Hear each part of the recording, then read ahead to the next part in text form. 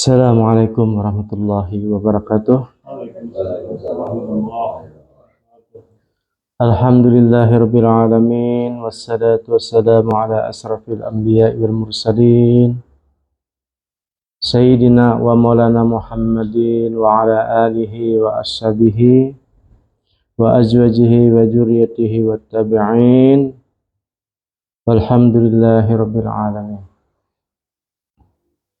Bismillahirrahmanirrahim. Qala musannifu rahimallahu ta'ala wa nafa'ana fi 'ulumihi fid dharain. Bismillahirrahmanirrahim. Qala Muhammad ibn Husaini ibn Hamdan Abu Usman fasa'atuhu an kisatihi wa khabarihi wa qala nafadat nafaqati faqultu wa man tu'ammal lima qad nujila bika faqala Yazid faqultu ijala yas'afuka bihajatika wala yanjah talabaka wala yablughuka amalaka faqala wa ma ilmuka bihadza rahimakallahu ta'ala inni qara'tu fi ba'dil kutub anna Allah azza wa jalla yaqulu wa 'izzati wa jalali wujudi wa karami wa irtifa'i fawqa 'arsy fi uluwi makani la aqta'anna amala kulli mu'minin li ghairi bil ayasi wala sunahu saubal muzallati 'indan nas ila akhirih kitab. Bismillahirrahmanirrahim. Segala puji bagi Allah Subhanahu wa taala. Salawat serta salam kita haturkan kepada Nabi Agung Muhammad sallallahu alaihi wasallam, yang mana sore hari ini kita masih duduk dalam keadaan sehat walafiat, duduk masih dalam keadaan bernapas, duduk masih beriman dan posisi mencari ilmunya Allah Subhanahu wa taala, supaya kebodohan, ketidaktahuan yang ada dalam diri kita ini dihapuskan oleh Allah Subhanahu wa taala. Amin. Ini masih menyambung tentang alam yang nomor 38. Masalah ibaratnya masalah hajat kita nih. Kalau hajat kita ini apabila selain kepada Allah Subhanahu wa taala, meminta atau berhajat ataupun berharap kepada makhluknya, itu Allah Subhanahu wa taala intinya murka. Bahkan kalau kita berharap kepada makhluk, terlalu berharap pada makhluk nih. Makanya bahasa Banjar harap-harap tak diharap. Nah, maksudnya kada dapat apa-apa. Ini diceritakan ada suatu kisah Muhammad bin Husain bin Hamdan. Kata beliau, aku suatu ketika ada di masjid. Masjid ini adalah Masjid Yazid bin Harun. Nah, Harun ar-Rasyid ini raja. Jadi anaknya pun raja juga.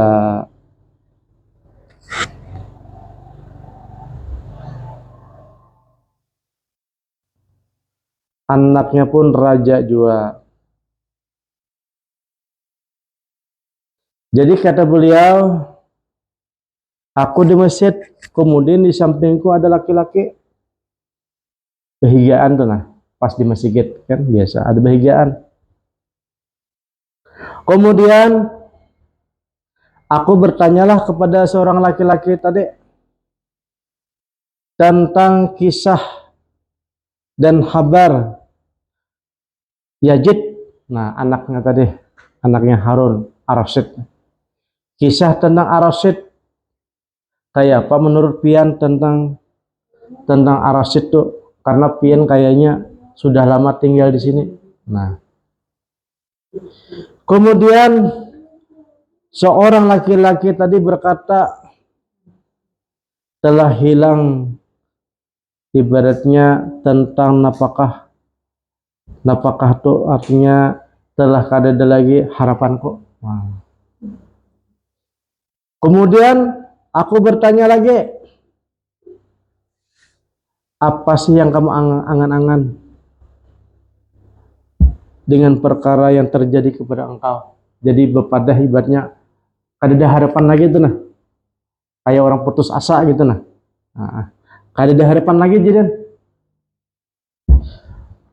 Kayak ini kisahnya. Abu Yazid tuh pernah berkata,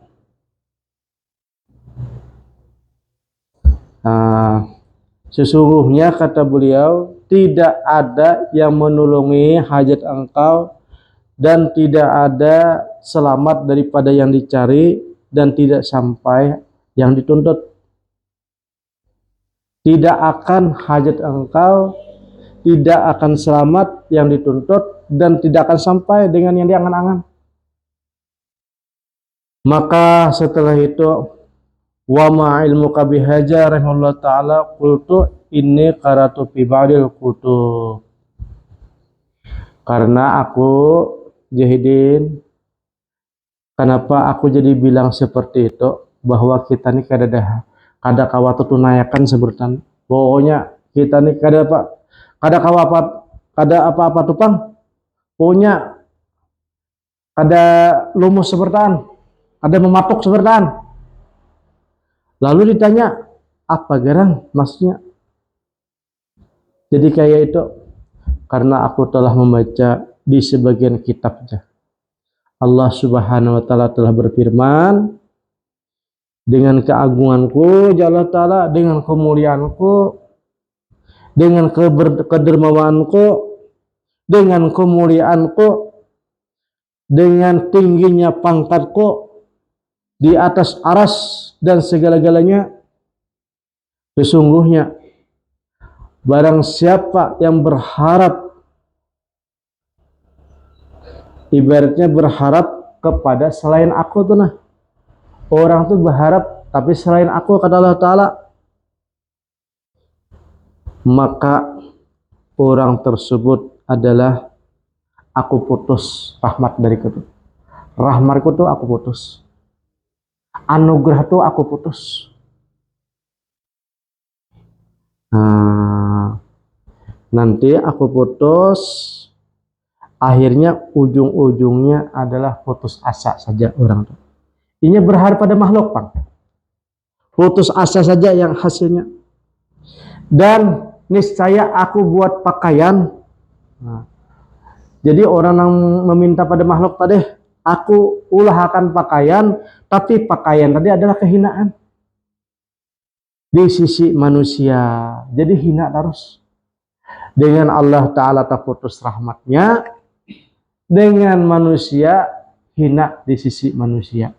Gara-gara hatinya ibaratnya meminta hanya selain Allah, meminta kepada makhluk. Nah, meminta kepada makhluk. Jadi dipakai oleh Allah Subhanahu wa taala, yaitu pakaian kehinaan. Nah, itu makanya kita tuh berdoa dengan Allah Ta'ala langsung. Boleh juga kita nih meminta pada makhluk tadi, lawan orang tua, lawan kawan, tapi selesai urusan hati dulu dengan Allah Ta'ala. Bahwa kada ada gawian di muka bumi ini kecuali gawian Allah. Sedangkan yang nampak oleh kita itu hanyalah yang digawiakan oleh Allah, digawiakan oleh Tuhan. Nah,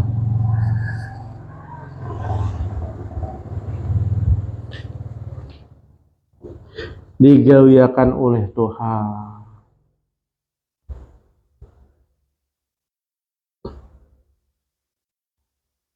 Nah, maka aja apabila langsung pada makhluk tadi, yaitu hanya putus asa saja dapatnya, putus dari rahmat dan kehinaan aja yang dapat. Ujar Allah Ta'ala, orang yang tadi pulang meminta selain aku, maka aku jauhkan daripada dekat kepadaku. Menjauh sekali. Dan kadang mungkin sampai kepada Quran. Apalagi wasil ma'rifat kepada Allah Ta'ala. Doanya aja kada diterima.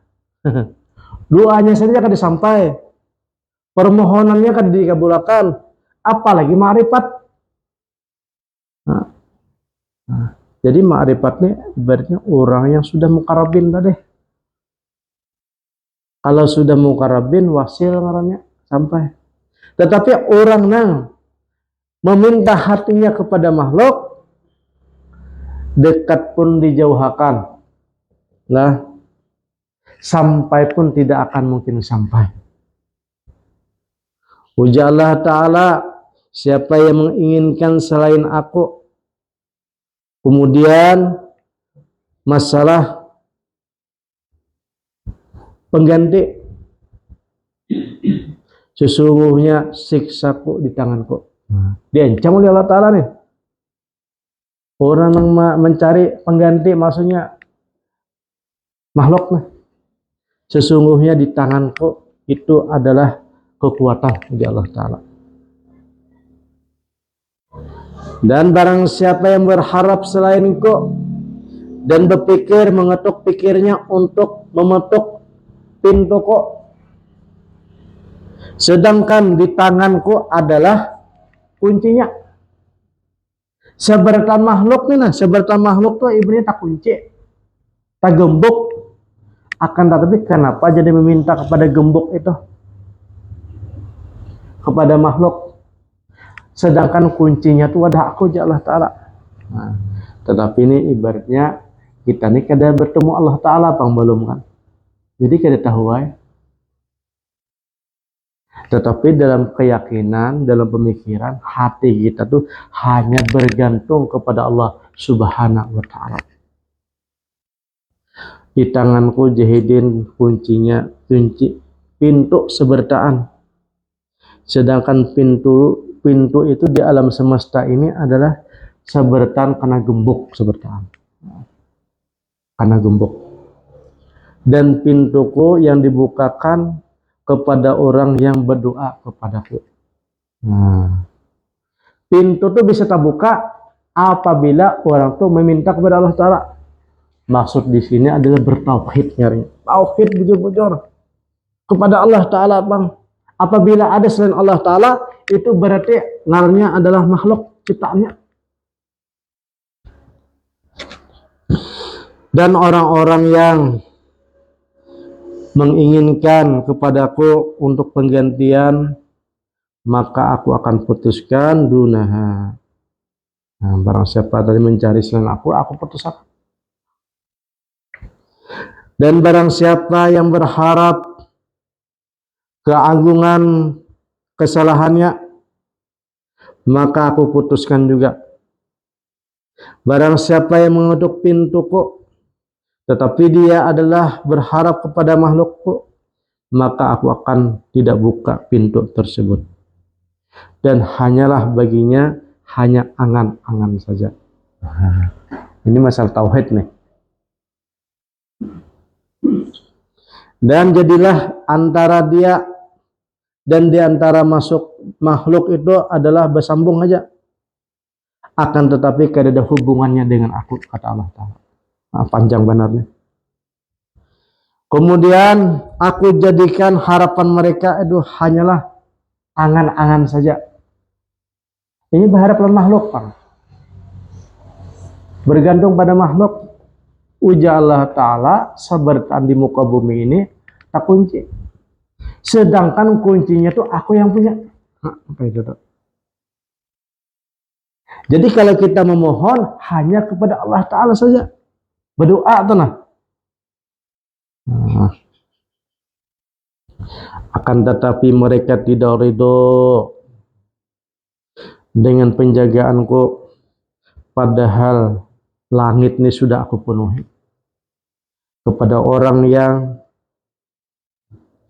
yang tidak mau, yang selalu bertasbih kepadaku, yaitu para malaikat. Nah, padahal kiri kanan ini malaikatnya banyak. Apabila kita taat, malaikat melaporkan dengan Allah Ta'ala. Dan malaikat tadi, ujar Allah Ta'ala, aku perintahkan supaya mereka ini adalah tidak menutup daripada pintu-pintu di antaraku dan di antara hambaku yang taat tadi, yang berdoa hanya kepadaku. Walam yasiqu biqauli alam ya'lam man min tariqatihi naibatun min nawaibi. Dan mereka tidak menguatkan dengan ucapanku ini. Apakah mereka mengetahui jalannya? Apakah makhluk tadi bisa mengganti aku? Kadang wa jalla ta'ala. Fa innahu la yamliku kasafa'ahun ghairi. Karena dia makhluk tadi kada bisa memiliki, kemudian kada kau menggeser daripada kehendakku. Wa ila arau bi amalihi mu'aridan anni. Dan kemanalah aku melihat dengan angan-angan daripada makhluk tadi, mereka berpaling kepadaku. Dan dia itu adalah menghabiskan waktu saja, tetapi mintanya selain aku. Sedangkan aku, kata Allah Ta'ala, memberikan dengan kedermawanku, walaupun makhluk itu kada meminta kepadaku. Dan aku ambil, mereka tidak meminta kepadaku. Dan Allah Subhanahu wa Ta'ala memberikan selalu istiqomah terus menerus sebelum meminta. Nah, panjang benar jahidin di sini bahwa Allah itu memberi tanpa meminta. Akan tetapi manusia ini kenapa jadi meminta selain aku? Apakah jahidin ujar Allah Ta'ala ini rahmat dan keutamaanku, apakah mereka kada tahu rahmat itu di tanganku? Apakah mereka kada tahu kedermawananku kedermawan itu adalah kepunyaanku? Apakah mereka kada tahu tempat angan-angan tujuan itulah adalah dari aku? Nah, dan orang-orang yang memutuskan selain aku, tidak dekat orang-orang yang mengangan-angan, walaupun aku melihat ahli langit dan ahli bumi, maka aku serukan, penuhilah angan-anganlah kepadaku. Kemudian aku mengasihkan setiap daripada mereka adalah pemikiran seperti perkara yang aku berikan semua daripada yang kurang. Jadi aku tuh kalau seandainya, kata Allah Ta'ala, seluruh makhluk nih meminta kepadaku, memohon, berdoa, salapangan atau salam semesta nih, meminta kepada aku hajatnya seperti anu minta, itu jahidin kada mengurangi sedikit pun, satu jarah pun kada tak kurang daripada kekuasaanku. Kalau ya habis Allah Ta'ala tuh kada. Karena apa? Bagaimana kurang? Bagaimana bisa berkurang jadin? Sedangkan aku adalah raja yang sempurna, dan aku adalah yang menguasai daripada kerajaan di alam semesta ini. Adapun orang yang putus asa daripada rahmatku, itu adalah orang-orang yang durhaka kepadaku, dan mereka tidak mendekatkan kepadaku daripada laranganku, dan mereka tidak malu kepadaku. Jadi jahidin, ini kisah ketika Hidin berdudukan di masjid Yazid bin Harun. Ini sama ini Hidin mendengar bahwa ceritanya tentang orangnya tuh meminta selain Allah Subhanahu wa taala, akan tetapi memintanya itu kepada makhluk. Nah, kalau kita nih kada terasa kadang-kadang kan kita sakit, yang kita ingat dokter dulu kan. Ketika demam, yang kita ingat adalah obat dahulu. Ketika kada bisa duit, yang kita ingat adalah ibaratnya gawian, atau yang kita harapkan orang tua kah atau anak kah ada memberi. Ketika ibaratnya kita nih dalam keadaan susah, macam-macamnya susah kan, tapi yang kita ingat hanyalah makhluk aja. Padahal makhluk tersebut adalah ciptaan Tuhan. Kalau kita mengingat makhluk, mengingat selain Allah, berarti waktu itu hati kita masih syirik ngarnya. Masih syirik, masih bercampur. Akan tetapi jahidin di sini, apabila satu masalah, musibah, ada hajat, ada keperluan, hati kita terlebih dahulu ta'aluk ataupun hubungan kepada Allah Subhanahu wa taala. Nah, memang ngalih pang kita melatih kan. Latihan ini perlu, yang disebut adalah riyadhah, yang disebut adalah mujahadah. Nah, yang disebut adalah riyadhah ataupun mujahadah.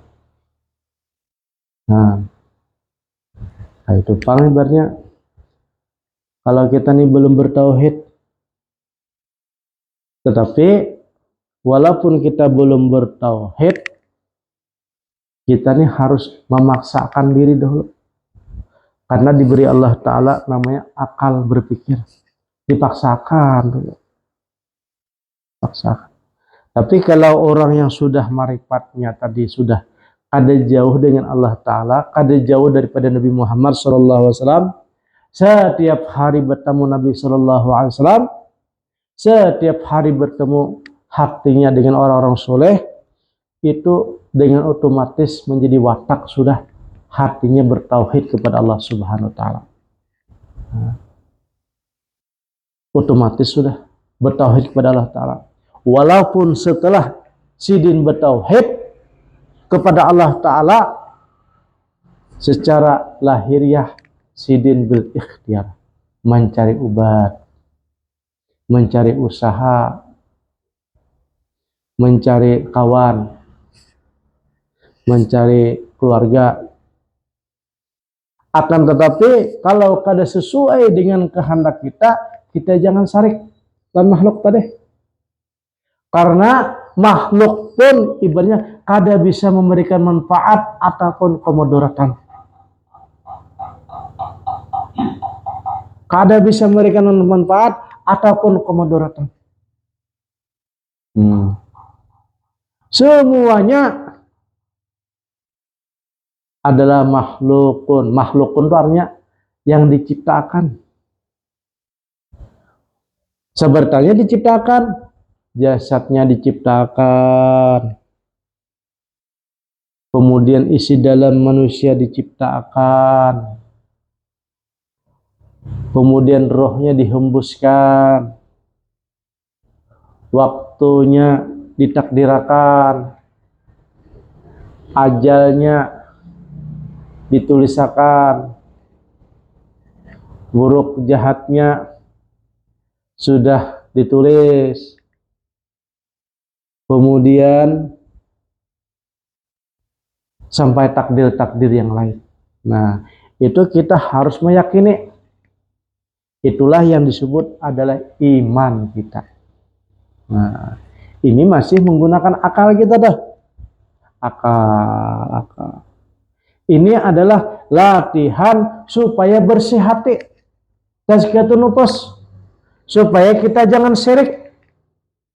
Supaya kita ibaratnya kembali kepada Allah Subhanahu wa Ta'ala. Tapi kalau kita ibaratnya kada kembali kepada Allah Subhanahu wa Ta'ala, ujung-ujungnya kita syirik terus.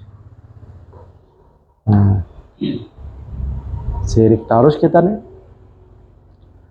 Makanya Allah Ta'ala berfirman yang artinya Allah Subhanahu wa Ta'ala menerima semua daripada dosa kecuali musyrik.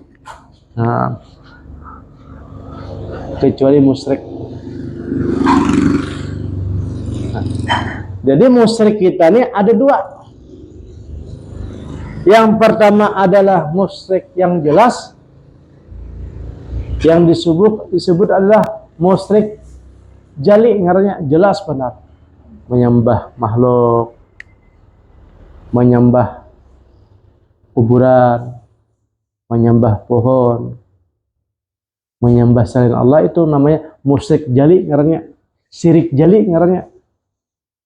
Nampak benar oleh kita dah. Kasana kemari. Tetapi ada yang kedua yang disebut adalah syirik khafi, yang tersembunyi. Syirik khafi inilah orang ahli tasawuf itu adalah membersihkan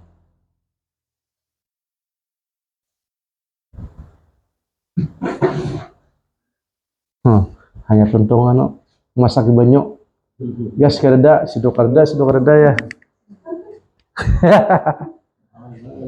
Iya dah wakar gas. Nah kayak topang. Jadi syirik khafi ini yang kita pelajari dari kitab Sirul Asrar. Nah malam Selasa itu supaya menghilangkan syirik khafi. Mungkin kita nih selamat dari syirik yang jali, yang nampak nih. Nah selamat kita, ada umpatan kita menyembah kubur, ada umpatan kita menyembah pohon, ada umpatan kita menyembah apalagi menyembah manusia, ada umpat kita. Tetapi syirik khafi nih ngalih benar, membuangi. Ujah Imam Al-Ghazali itu bagaikan semut yang hitam. Semut yang hitam yang kecil. Kemudian berjalan di atas batu yang hitam. Kemudian berada di tengah hutan. Di malam gelap gulita. Kelihatanlah. Namanya syirik khafi. Hampir kada kelihatan. Banyak orang-orang yang alim, banyak orang ahli ibadah, ada selamat di sini nih. Ada selamat di syirik khafi ini. Ada selamat, banyak yang ada selamat.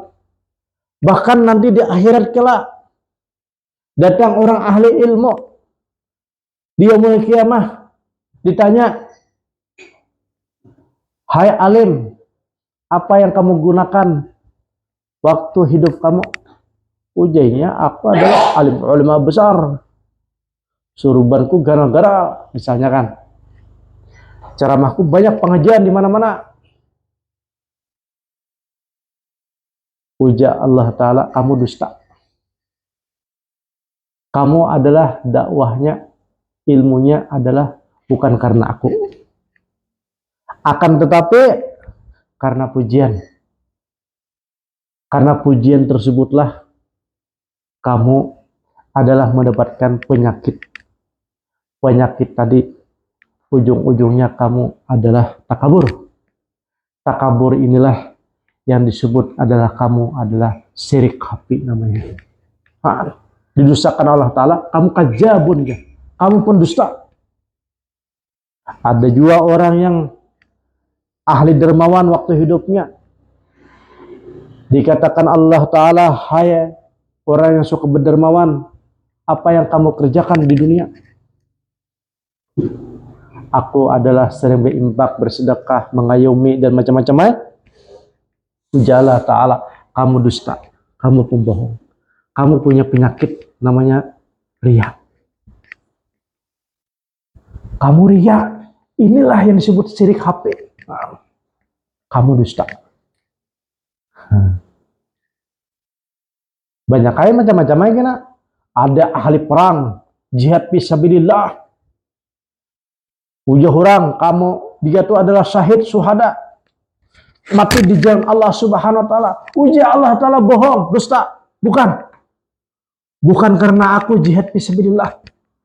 Tapi karena mau mencari rampasan perang. Nah, makanya ujah Imam Al-Ghazali. Setiap orang ini nah hancur apabila kada bisi ilmu.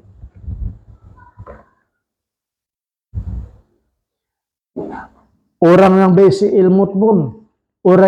ilmu pun masih hancur juga kalau kada diamalkan. Dan setiap orang yang beramal pun masih hancur kalau belum ikhlas. Dan orang yang ikhlas pun masih bahaya kalau ikhlasnya di tengah-tengah tercabut. Nah, di tengah-tengah disambatnya sekali, aku semalam jadi sedekah aja, semalam aku beramal aja, semalam aku ceramah aja, semalam akhirnya ada kesombongan, akhirnya kada ikhlas lagi, dicabut ikhlasnya. Nah, makanya para orang soleh, orang-orang beriman, orang-orang wali Allah Subhanahu wa taala, setiap hari beliau itu muraqabah diri, muhasabah diri, menghinakan diri, menteliti diri.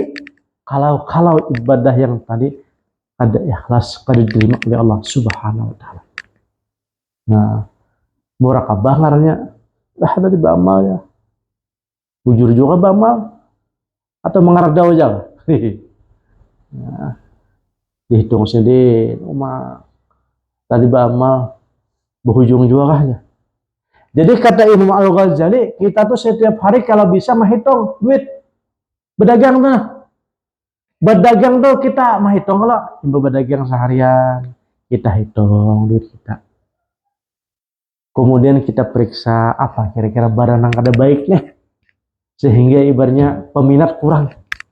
Kita lihat deh. Nah begitu juga Imam Ghazali, diri kita tuh kita hitung, kita lihat, kita nilai diri kita nih. Nah, bujurkah sudah beramal? Iyakah sudah diterima Allah Ta'ala? Berujung juga kah amal tadi? Nah, itu pang ujar Imam Ghazali itu kalau bisa setiap hari itu ibadah subuh kah menghitung-hitung diri, menghina-hina diri ya. Belum apa-apanya aku nih, belum apa-apanya, walaupun beramal kira-kira imal itu bujur kah, diterima kah, apakah ibadah jungkang ruwat aja kah habiskan umur aja kah. Nah kayak itu tuh namanya adalah muraqabah tuh, kayak itu muraqabah, meniti-niti, menilik-nilik, maintai-intai. Nah inilah yang digawe oleh para orang soleh dahulu, sampai saking muraqabahnya tuh bermalam-malaman berduduk seorang sambil menangis. Nah kayak itu. Ini tujuannya pun ibaratnya supaya ada tazkiyatun nufus, membersih hati. Jadi pembersih hati ini ada bermacam cara. Tauhid diantaranya, muraqabah diantaranya, menghisab-hisab diri diantaranya, beramalan diantaranya juga. Jadi ilmu ini sebertaan kalau bisa kita amalkan sebertaan. Tujuannya adalah supaya tazkiyatun nufus, pembersihan hati. Kalau tazkiyatun nufus sudah kita bersih, insya Allah marifat itu kita berdatang. Datang aja dok. Iya kosong sudah. Syirik hilang. Riya hilang. Penyakit hilang. Nah, tinggal Allah Ta'ala tuh memberi ilham. tinggal Allah Ta'ala memberikan ma'rifat. Nah kayak itu tuh. Makanya orang dahulu tuh katuju bertarikat ngarinya, bertarikat tuh supaya sampai kayak Pak, apa kira-kira bekalnya nah supaya sampai ini, supaya ibaratnya jangan susah-susah payah. Nah, di antaranya tadi bertarikat itu adalah muhasabah, muraqabah, melihat diri, bujur kada sudah, ikhlas kada sudah. Nah, yang mudah-mudahan diterima oleh Allah Subhanahu wa taala dan mudah-mudahan kita dipahamkan oleh Allah Subhanahu wa taala. Berkati Al-Fatihah. Alhamdulillah. Ya. Allahumma yassir wa la tu'assir wa tammim lana bil khair. Allahumma faqihna fid din wa 'allimna ta'wil wa hdina ila sabil. Rabbana atina fid dunya hasanah wa fil akhirati hasanah wa qina adzabannar. Walhamdulillahirabbil alamin. Taqabbalallahu minkum.